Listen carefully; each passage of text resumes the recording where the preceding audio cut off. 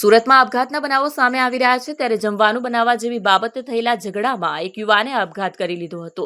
વાત એમ છે કે વેસુ ખાતે રહેતા 25 વર્ષીય વિજય લક્ષણ પત્ની અને બાળકો સાથે રહેતો હતો અને જમવાનું બનાવવા બાબતે વિજયનું તેની પત્ની સાથે ઝઘડો થયો. જે ઝઘડામાં આવેશમાં આવી ગયેલા વિજયે પોતાના ઘરે જ ગળે ફાંસો ખાઈ આપઘાત કરી લીધો, જેને લઈ 3 સંતાનોએ હાલ તો પિતાની છત્રછાયા ગુમાવી છે. હાલ તો બનાવની જાણ થતાં પોલીસ સ્થળે દોડી જઈ લાશનો કબજો લઈ વધુ તપાસ હાથ ધરી છે. મારું નામ ભાઈ કિરણભાઈ લક્ષ્મણભાઈ જે મન્નાર છે. મારો નાનો ભાઈ છે વિજયભાઈ લક્ષ્મણભાઈ. એની પત્ની નાઇટમાં કામ કરવા ગયેલી હતી. તો એ રજા પર હતો. તો આવીને એને જમવાનું બનાવવા માટે 2 માણસો લડાયા હતા.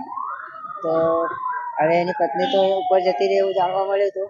એ ભાઈ અંદર કંઈક જઈ અને એના રૂમમાં જઈને ગળે ફાંસો ખાઈ લીધો હતો. હા, એની ઉંમર છે 25 વર્ષ અને લગ્ન થયા હતા 2018માં. આશરે 7 વર્ષ જેવા લગ્ન થયા છે. પરિવારમાં એની 2 છોકરીઓ છે અને 1 છોકરો છે.